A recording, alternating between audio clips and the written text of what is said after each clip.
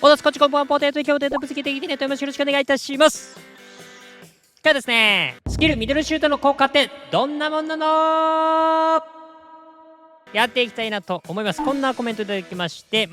ミドルシュートね必須なのかとかどういう効果があるのかということでね、リクエストありがとうございます。ということで確かにね、実際どうなのっていうシリーズで、前回コントロールカーブやりましたけど、今回ミドルシュートということでやっていきましょう。で、ミドルシュート皆さんどんな位置づけしてますかね。なんかとりあえずね、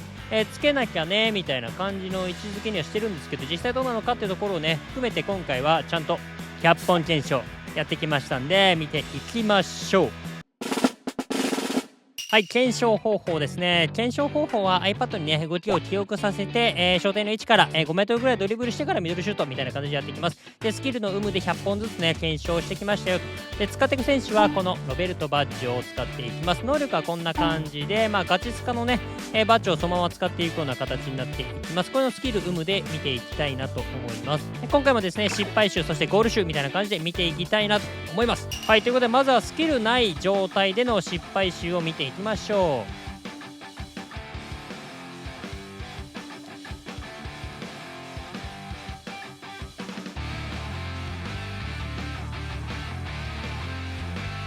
今回ポストもね、失敗のうちに入っております。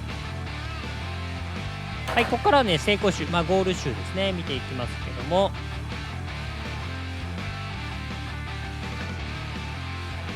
でも普通にいいシュートにはなってんのかな。キック力も90超えてますからね。はい、見ていただきました。ここまで正直ねめっちゃ気になるっていうのはまんまなかったかな。なんか1本ホームランみたいなミスキックありましたけど、100本中の1本とかって考えたらそんなかなとは思うし、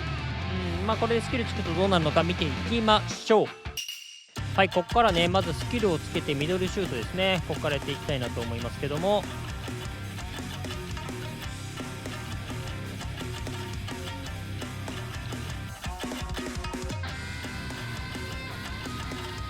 なんか劇的にこう変わるって感じでもないのかな。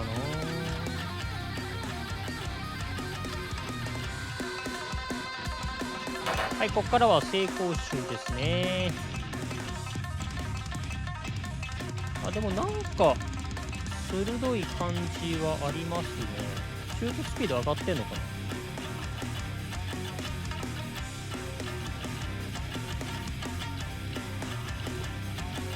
単純にいいシュート多いって感じがしますね。はい、見ていただきました。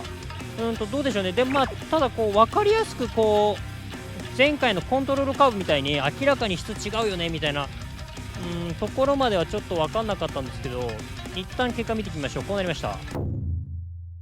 はい、ということで下がね、ロベルト・バッジョ、スキルついてる方なんですけど、まずねゴールここが 10% ぐらいアップしてましたね。結果でも全然違いが出てきてますね。分かりやすくというかね違いになっていました。で細かく見ていくとこのセーブここがね差つきましたね。逆に言うと枠外とかここに関しては差がつかなかったという形になりました。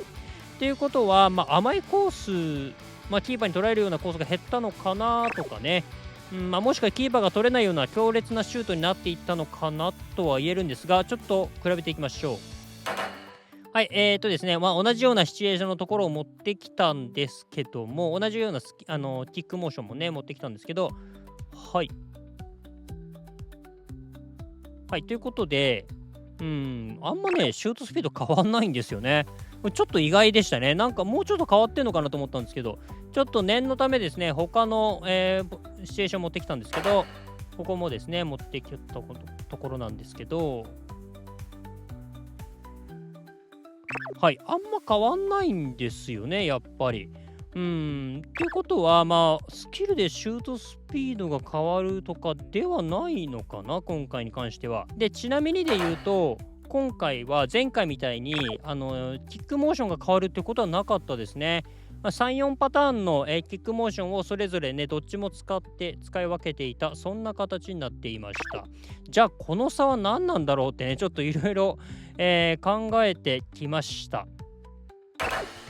はい、ですね、なんかどうしてもやっぱスキルありの方がですね、シュートが鋭く感じるんですよね。僕が個人的になのかもしれませんが。で、この差は何なんだろうというところで考えた時に、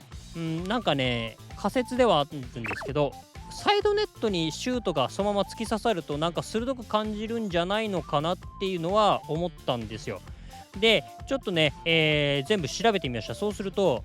スキルついてない方は57本のうちの33本がサイドネット。で、スキルありの方は68本のうちの53本がね、サイドネットにシュートを打てていたんですね。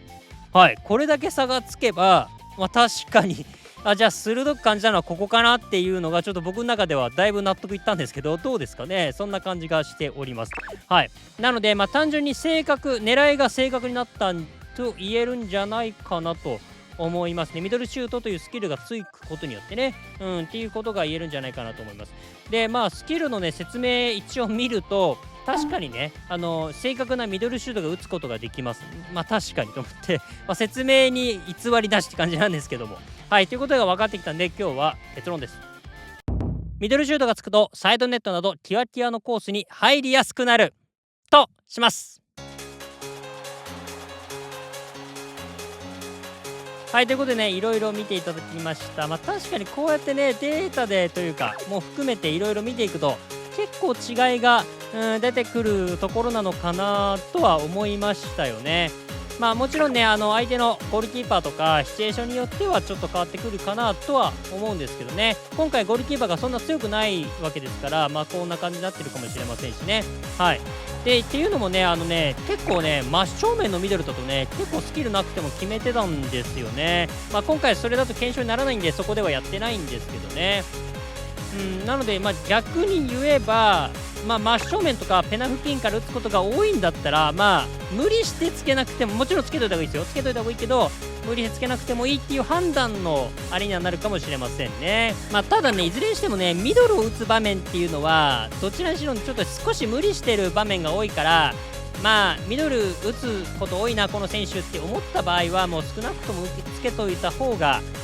いいとは思いますかね。で、今回のスキルのいいところは、枠外シュートが増えてないんですよ。前回のコントロールカーブの時はキーパーのキャッチもめちゃめちゃ減ったんですけど、枠外もちょっと増えちゃったんですよね。なので単純にですね、枠内シュートの質が良くなってるって言えるんですよね、このミドルシュートがつくことによって。はい、だからこれってすごくいいよね。言い方によってはですね、マイナス面が少ないスキルとも言えるですよね。コントロールカーブの時はプラス面はすごく大きいけど、若干マイナス面もねちょっとどっかあったりするみたいなところありましたけど、そういった意味ではなくて、ミドルに関してはコントロールカーブほど劇的な違いって感じはないけれども、マイナス面が少ないっていう意味ではいいかもしれません。はい、ということでこの辺はどうですかね。皆さんの参考になったかな。参考になった、この動画面白かったなと思った方ですね、高評価、チャンネル登録していただけると嬉しいです。はい、ということで最後はですね、雑談して終わりたいなと思います。はい、ここからね雑談になっていきます。いや今回もミドルねやってきました。意外に結果出てよかったんですけど、なんかあれですね、改めて100本やるとある程度見えてくるねなんとなくこんな感じするなーが100本やってると、その中からじゃあこれかなとか仮説がこう立てられていろいろ見えてくるから、これに越したことはないですね。ちょっと時間がだいぶかかっちゃうからあれなんだけど2、3倍かかっちゃうんであれなんですけどね。ちょっと今後もやっていきましょう。そもそも決定力の数値ってこう枠内に入れるっていう能力じゃないですか。で考えると、こうやってキワキワのとこ狙うとかサイドネット狙うとか、そういったところはもしかしたら結構スキルに依存してる可能性はあるんじゃないかなとかね、ちょっと思ったりしました。可能性はありえるんじゃないかなと。今回どっちもね決定力90だったわけですからね。そう考えたらそれもありえるんじゃないかなと思います。ちょっとその辺はちょっと調べようがないかな。ちょっと今後できたらやっていきたいなと思いますけどね。はい、ということでまたよろしくお願いいたします。はい、ということでいかがだったでしょうか。皆さんこれチェックかと思いますでしょうか。皆さんのご意見ご感想クレーム等々あればですね、コメントで教えていただければなと思います。3万人を目指しておりますので、この動画良かった、参考になった、面白かったなと思った方はですね、高評価チャンネル登録していただけると嬉しいです。